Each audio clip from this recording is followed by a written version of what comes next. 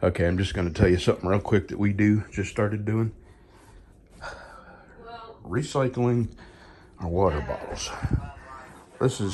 We don't drink this water. You can't, this water here where we live is undrinkable without running it through a filter. So here's what we do. When we use it, we wash them out, wash the area, wash the caps, and then I filter our city water. One second. Maybe I can do this. No, I can't. 10 times worse than what he had.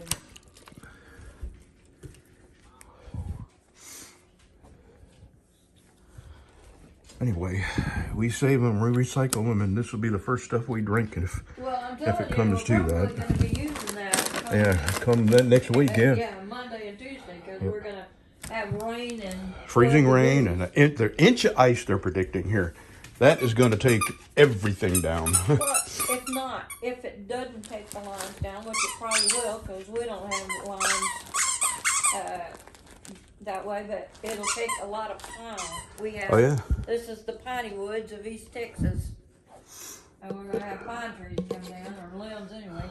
All right. I'm going to do a couple more things. I got to go start my generator just to make sure it starts. You know, I mean, you don't want to wait till you need it to find out that you can't crank it. So I'm going to go crank that today. It's still freezing cold, so it's a good time to check it out. Okay, before I do anything else, let me just tell you I got 4 knives available. Deplorable with Turkish walnut, $165. A dinner skinner with that bacon handle wood, $150. That's satin finish. This is polished with redwood burl. That's a Caddo, $165. And this is some Karelian birch, deplorable, $165. And all these prices include shipping. So I'll just mention it once in a while. I'm going to continue making knives, and I'm probably going to end up having to go to a knife show. There's one in September in Gonzales, Louisiana. I may go. There's one a little sooner than that down near Houston, but I hate Houston with a passion. And I'd rather go, Baton Rouge. Gonzales is south of Baton Rouge, southeast of Baton Rouge. So you have to go through Baton Rouge to get to Gonzales. But it's nowhere near as bad as Houston. Houston is bad from Houston all the way out to Humble and Brookshire and Baytown. I mean, it's just, it's like this 100-mile circle around Houston that is just so heavily congested and so completely ate up with construction that, going to Gonzales, you're on nothing but bad roads, but at least you stand a better chance of getting there without getting run into. Okay, let's get the day started. So we have 2 or 3 days of some really cold weather coming. So I'm just going to make sure everything works here.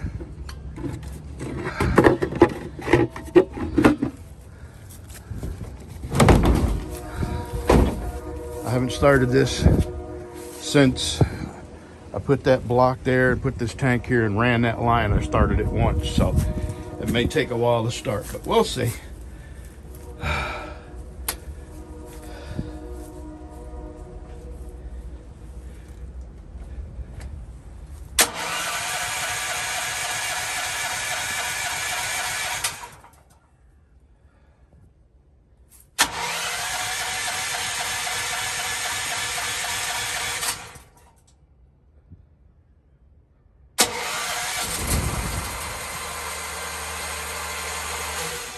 All right, probably next time it'll crank.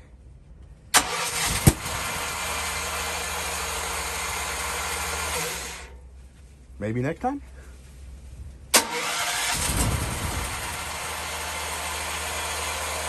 I should probably do this about once a week.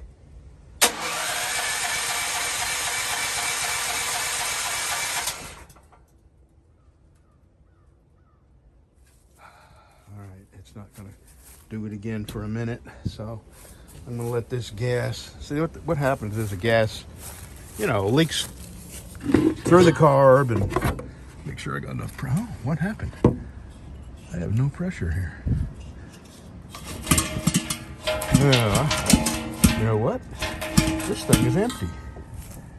Let me figure out what the hell happened here. And I'm glad I checked, because I was sitting here feeling all proud of myself because I got all my ducks in a row and I left that valve on, and all the gas leaked out. That's about $85 frickin' worth of gas. Can't believe I did that. All right, feed the cat, get a propane tank up on the back of my truck and swap it out. And then I'm gonna go get that filled up again. I'm probably gonna set it up near the generator. But first things first, I'll get a new tank up there. Well, one thing is for certain, I'm definitely gaining my strength back from, the surgery. It's taken me 6 months to 7 months now to feel strong again. When I filled these up, it's been 2.5, 3 months now. I needed help lifting it up into my truck, and now, it's probably altogether between the propane and the tank, it's probably about 150 pounds, and I was able to lift it up in there without any trouble. So I'm getting stronger. All right, let me get it off there and up here, and I'll crank it up. All right.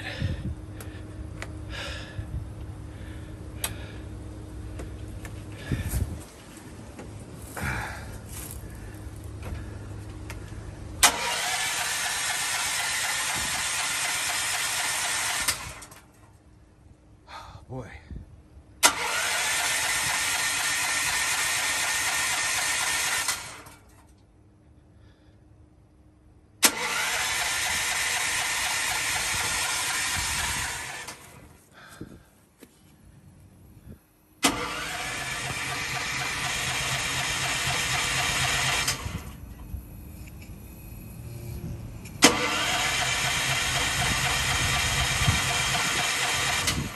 I really don't know what I'm doing wrong.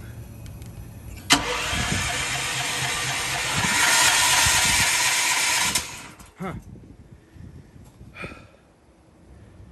I bet you it has a whole lot of, when I first cranked this up, it took about 10 times of that because it's got to pull gas through that very long line. I'm just going to keep letting it go.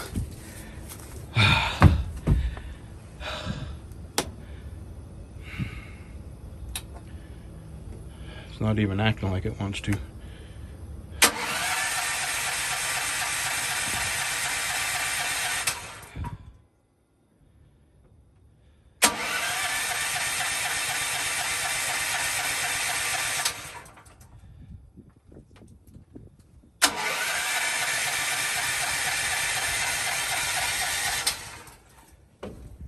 Do I not have this up high enough?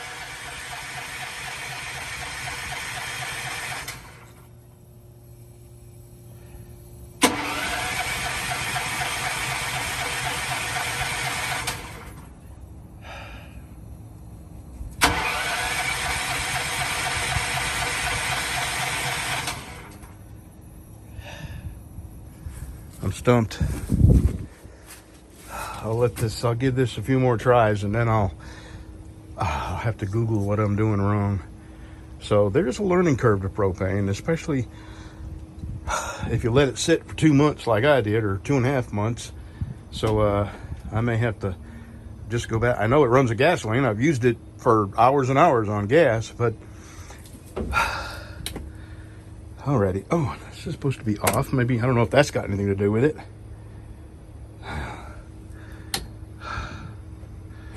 We'll see. Give it another try.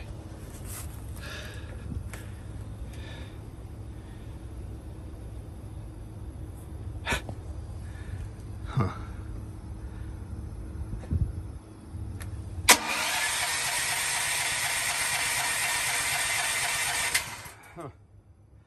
All right, we'll be back. All right, I'm going to stop. The battery's wearing down, so it's just a little trickle charger, so I'm going to let it charge. I'm going to go get this other propane tank filled. I've run it on propane once when I first got this, so It will run on propane, but I don't know what the problem is.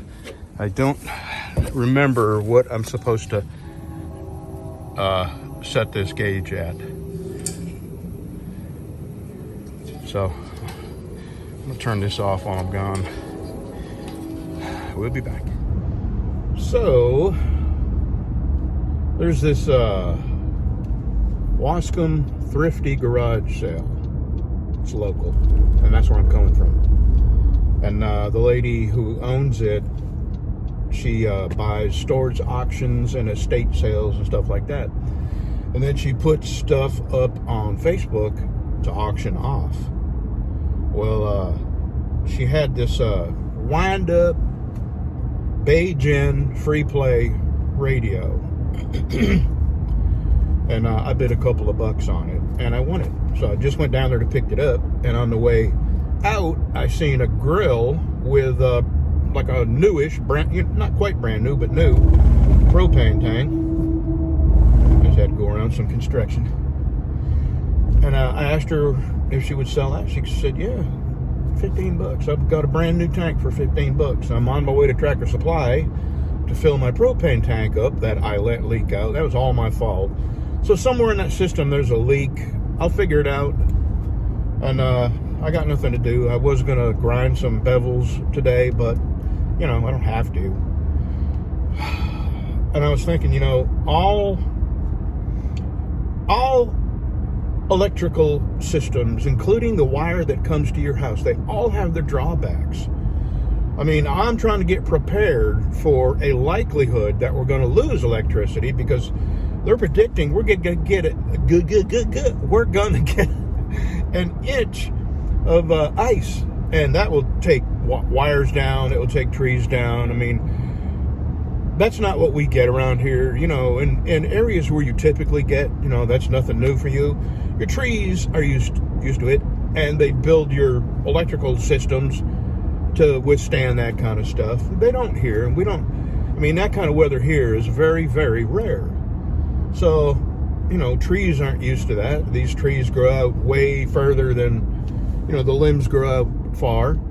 And if you put that kind of additional weight on them, they'll crack. And where they'll crack is down on top of power lines. So if we do get that kind of weather, and they're saying it could be 2 or 3 days of that kind of weather, I think there's a strong likelihood that we will lose power.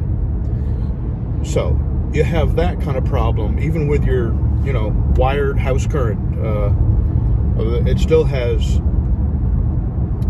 weak areas, and you know, it's prone to somebody hitting a pole. I mean, how many times does that happen? You know, somebody has a wreck, hits a pole, the power goes out. It might be an hour, it might be a day. You know, so I was thinking about solar, and all, you know, solar has its drawbacks. You've got very delicate equipment. The inverters and the charge controllers, those are, you know, high-tech electronics, and they are prone to failure. Not frequently, but just like the power, you know, we don't lose power frequently, but it does happen.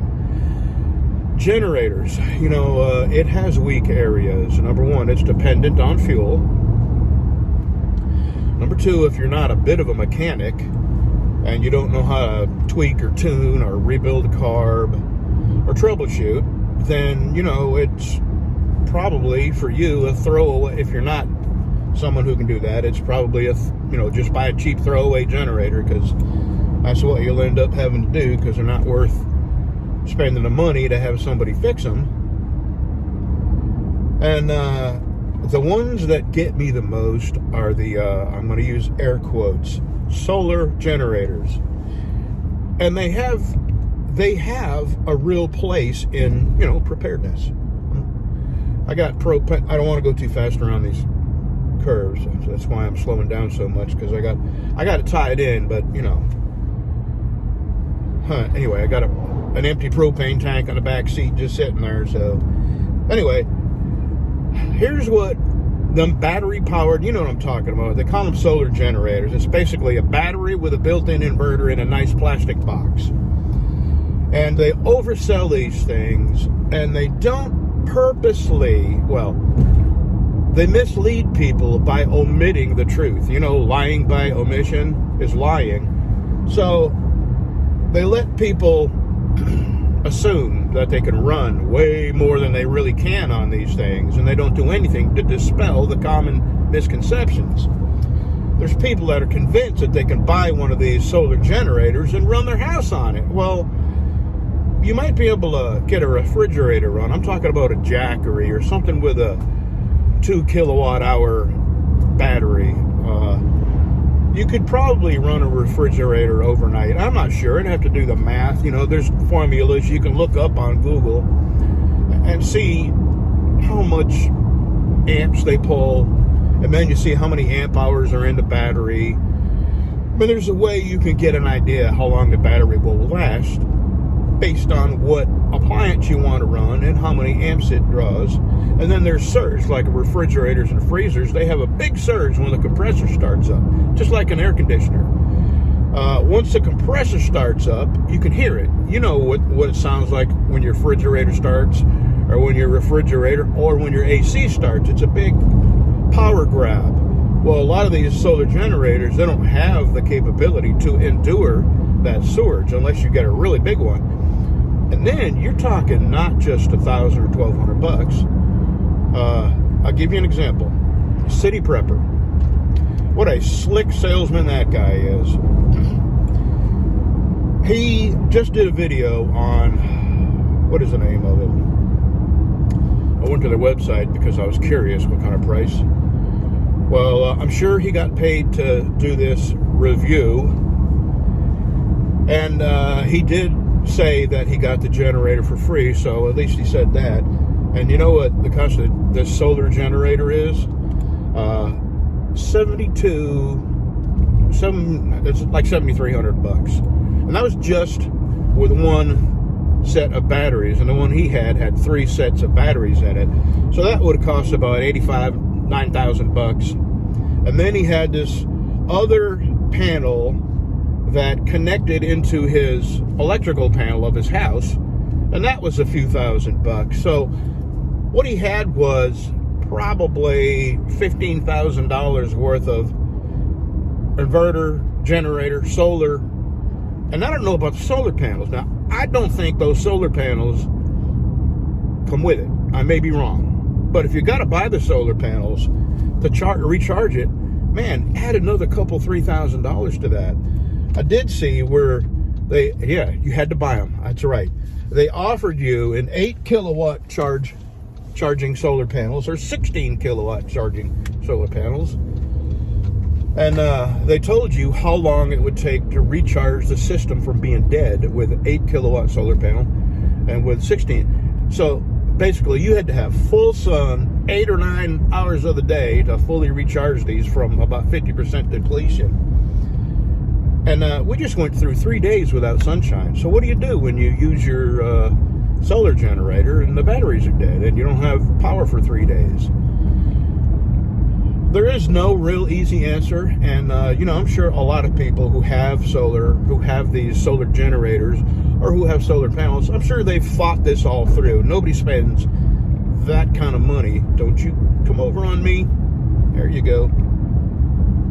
Somebody was turning in front of the guy in the next lane. I didn't think he saw me, or I thought he was thinking about coming over. But anyway, so anybody who would spend that kind of money on solar, I'm sure they've done their homework, and they decided getting what works best for them. So I'm not I'm not coming down on anybody. I do think that people who sell the solar generators are being really disingenuous by not telling people, hey, if you're buying this thing, it's going to run your house. It's not. So, but if you're camping, if you have lots of sun where you live, they might work for you. If you can get by with, just running the refrigerator and you don't need your AC, it'll probably work. But for me and my income, gas generator was the answer. So I talked about I talk about I call them solar bros, and there is this group of people who have solar and are adamant that there's no other way but solar, and those are the ones that really bother me. I realize and understand completely that each application of backup electricity requires a different solution. And for some, like, let's say you're on a boat, maybe solar panels are all you need to charge up some batteries to keep a refrigerator going. I should have known. Into the bar. This guy's driving like a drunk ahead of me, and we're just now across the state line, and the bar is right at the state line. It's called Last Chance Liquor or something like that. And I should have known he was pulling into the liquor store, the bar, because he was driving like that. Anyway, broad daylight, noon. I guess he's going to drink his lunch. I'm so glad I don't drink. I used to a lot, and I'm so glad I was able to give it up. So, solar has its place. Gasoline generators have their place. And I'll tell you, there's lots of people that live off grid, and they use solar, and if they don't have sunshine, they use a generator to charge their batteries. So those people, those aren't the ones that are saying solar's the only way, and I'd rather live without electricity than buy a generator. I'm not talking about those people. I'm talking about the people who spent way more money than they should on a system that will probably never have a return on investment. Maybe they will if you live there 20 years. I don't know. And they all have their uses. Anyway, I'm running out of things to talk about. I'm about probably 3 more miles from getting Tractor Supply. So when I get home, I'm going to spend some time Googling what I'm doing wrong with that generator.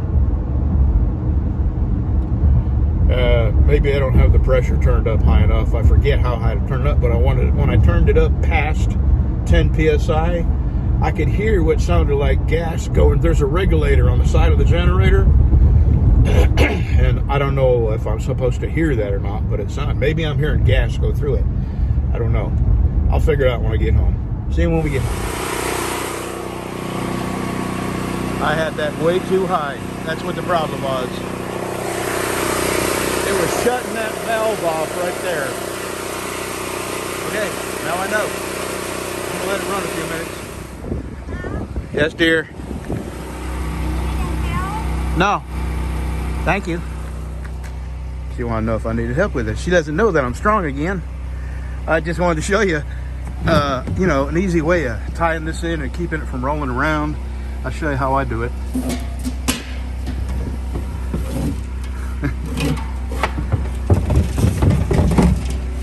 Hook it on that end, hook it through there, make you a little cargo knot, and then you roll that up, you put it around it like that, and then you cinch it down and put you a half hitch on it. Alrighty, I'm gonna leave this right here, and if we don't have bad weather, then I'll move it down there where I keep the other one. All right. This is how quiet my generator is. Can you hear it? I'll shut up. It's always something. It's Joe. That's Joe.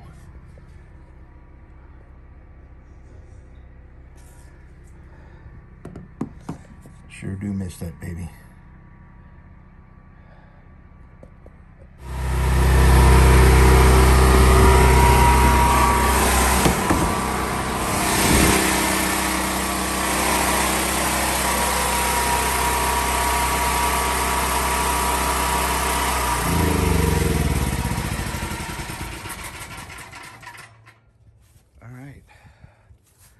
So Brad, shut the gas off, dummy.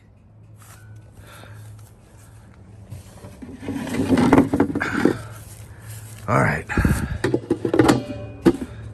Yep, that was the whole problem. I had that regulator turned up too high, and it was closing this off and preventing the gas from going through. So some kind of safety mechanism, I would imagine. All right, let's go grind some blades.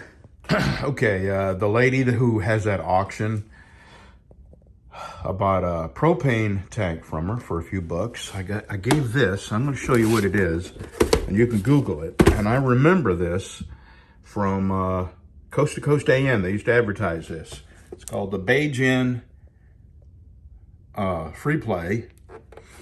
And on this end, it's got this crank. I'm not going to crank it all the way up. I'll just give it 1 or 2 cranks if I can.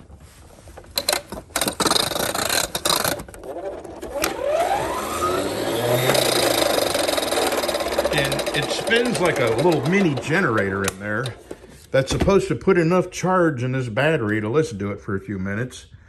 But it's not working.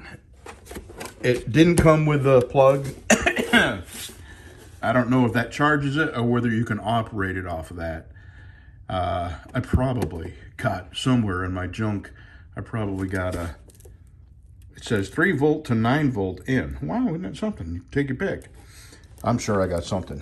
But I'm going to take this apart. And doesn't look, it looks like they are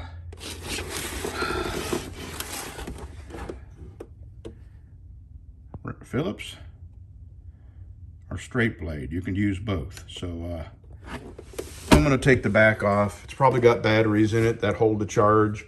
I'll see what kind of batteries are. And I know a guy that collects Zippos up in Indiana.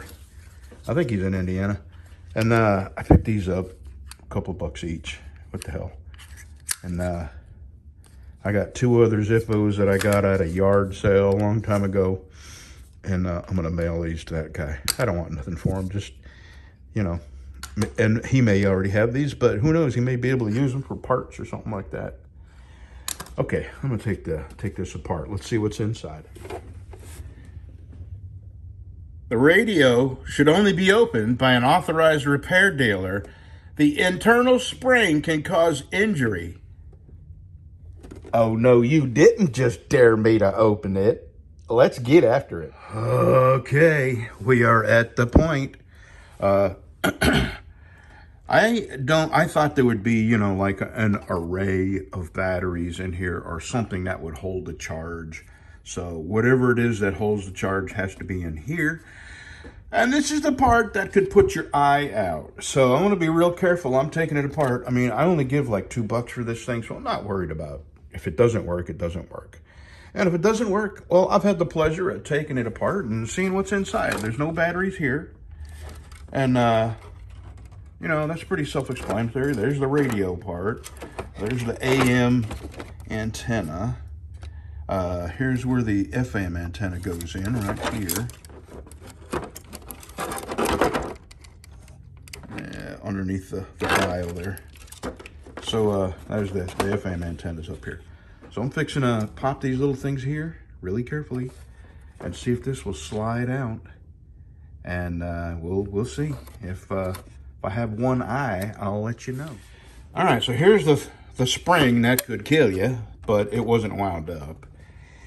So now, I think I'm gonna try to get it. I see nothing. Oh, here it is. Okay, you're gonna see what I see. I see nothing that would hold the charge. So where does this thing charge? There's no battery here, none.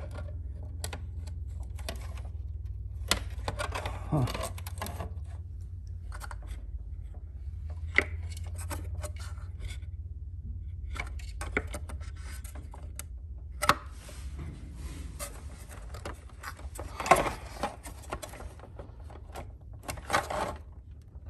I am completely stumped. Is there ever something in here?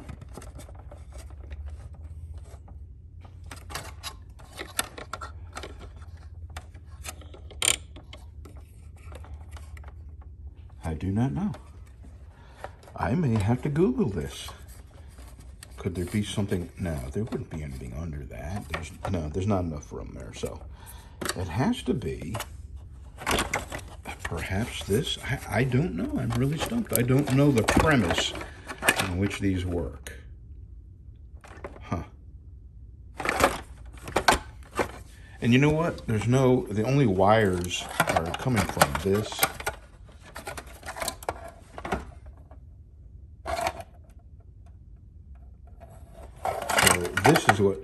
this spinning is what turns that motor, is what provides the electricity. So my guess is this thing isn't providing an electricity, or wherever it's going into isn't allowing the electricity to come through. See that little resistor there? It's not burned. Let me zoom it in a little bit. Let's both have a better look at it. Not burned. Everything appears normal there. So, you know, I'm not going to spend a whole lot of time on this. It was interesting to see what's in it, and I can put it back together if I have to. So what do? Do I find a 3 to 9 volt wall wart transformer to see if it works? I don't know. I don't know. Do I spin this and see if there's any electricity coming up here? Is that little, what is that, a capacitor? What do they call that? Is that a diode or a capacitor? I do not know. I'm not technologically savvy. I'm not electronically savvy. I'm not technologically savvy either, but so I guess the thing to do would be to spin that little motor and see if I got any juice coming out of here. If I do, then either this is not letting the electricity come through it, or this is not spinning that to make the juice. So that's the two possibilities I have now. Either the mechanism in here is not spinning this motor to make it provide electricity, or it's doing it, it's providing electricity, and it's coming through and it's getting stopped somewhere in here. So, and I don't know if I care enough. I really wanted to do a couple things. This is late afternoon. I wasted the whole freaking day going and getting stuff and getting propane tanks. So I think what I'm going to do, I'm going to go to my buffer. I'm going to buff them two out. And then this knife here, this is the next knife I'm working on right here. I'm going to move everything over here because my lovely assistant. And I'm going to grind the bevels on it and do a little sanding, and I'm just gonna leave all that laying there for now until I feel like doing a little something. My tester's not in here, it's at my other shop, so that's the thing to do, to see if that motor is putting any electricity out, and then go from there. All right, let me I'm gonna go buff these up just because I think I can get them really shiny and new looking. Wow, did they buff up nice, man.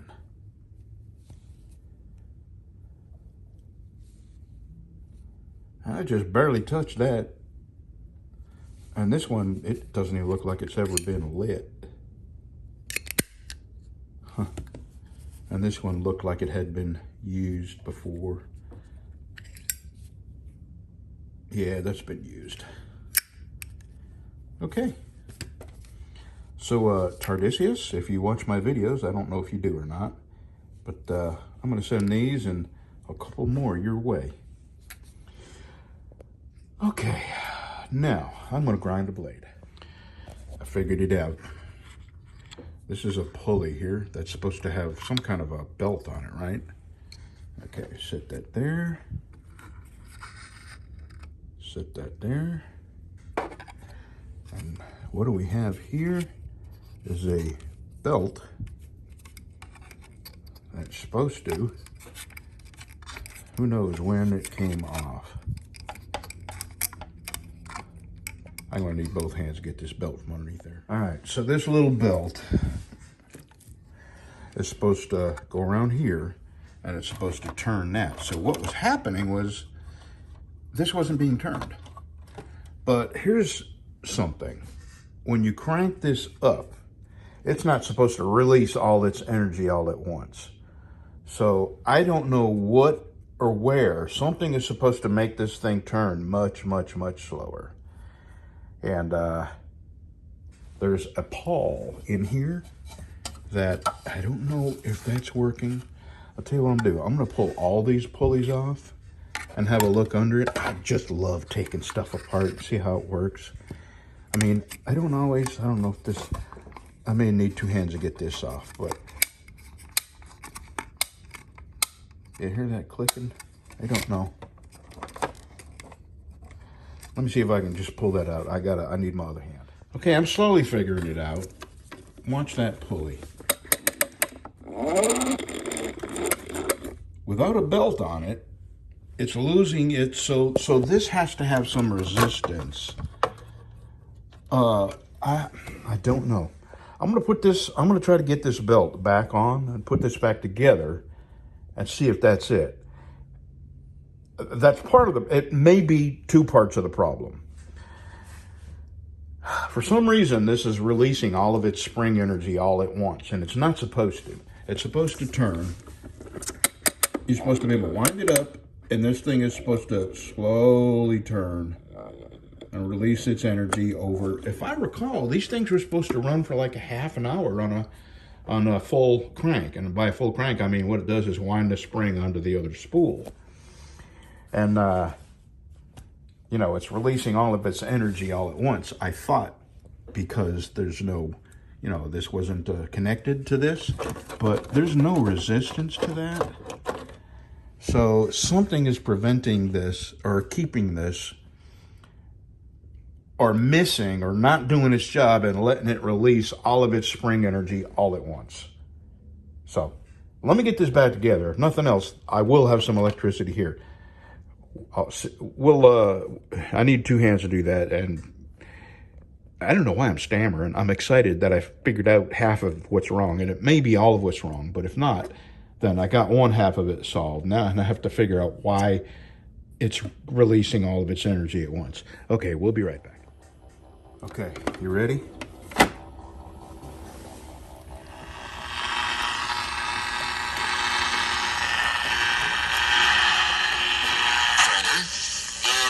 Works at long distances, and you can protect your family, you can escape, you can get in touch with the police, it gives you time, and it works. Unbelievable.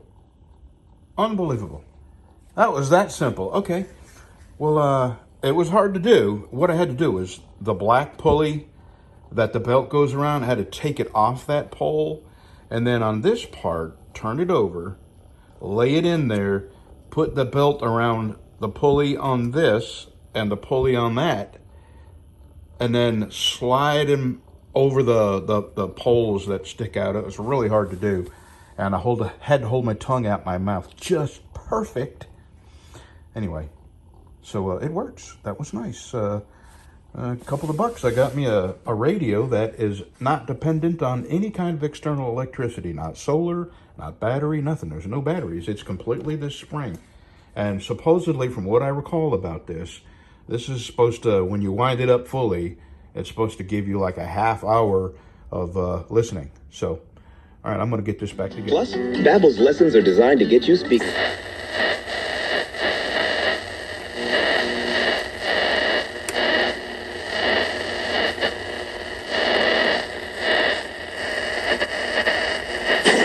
And be able to carry on conversations.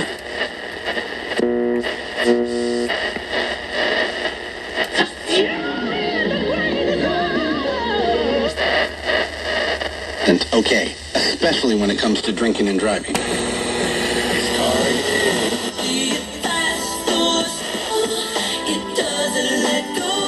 Still you wonder who's cheating who? This time I'll be through.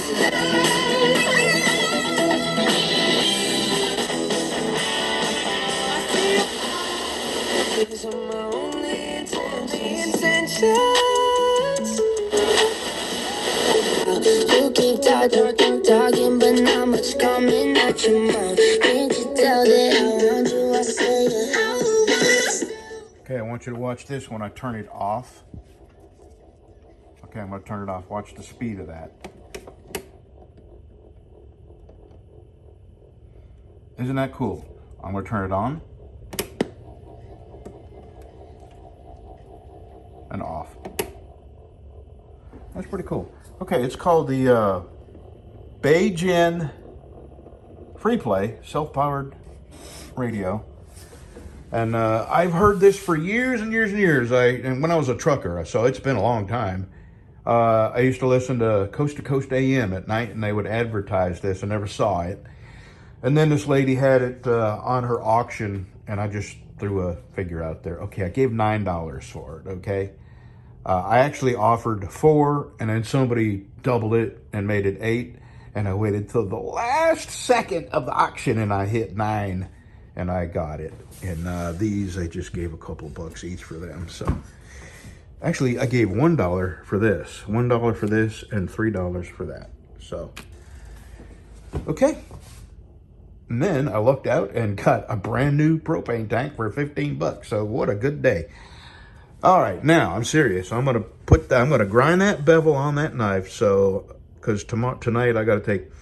I'm thinking I'm gonna cut my hair. I'm so used to not having hair. I keep my head, you know, shaved close, and so long and shaggy, and the wind blows through my hair, and it makes it a mess and gets in my eyes. And man, I'll tell you what.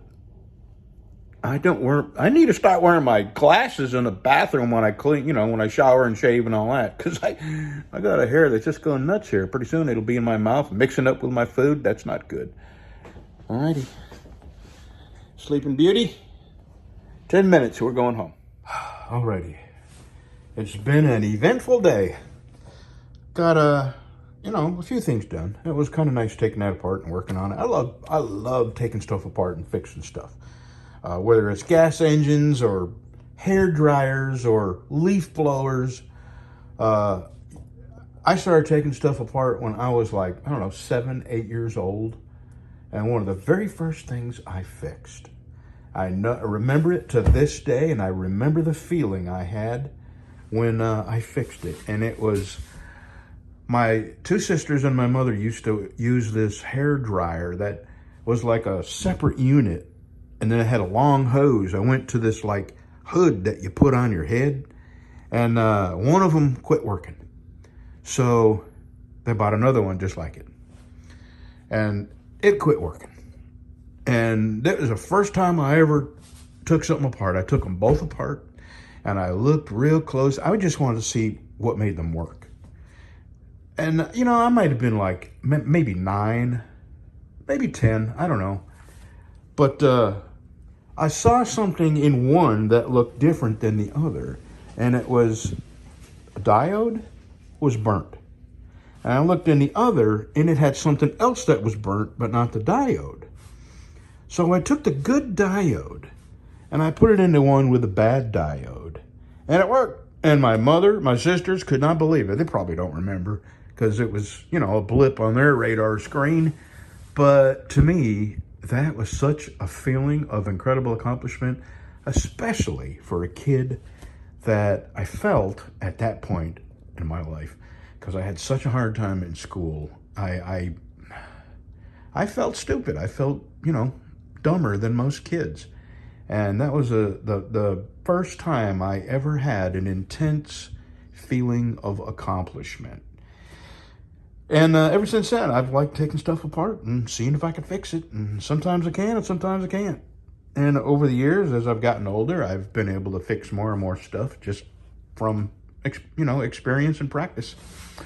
All right, it's 4 o'clock. I was hoping to get at least this sanded up to 180, but I'm going to call it a day. They eat at 4 o'clock, and Lucy's probably up there whining right now, wanting her supper. So have a good day, y'all. I know this was a long video, and if you didn't watch it all, that's okay. We'll see you.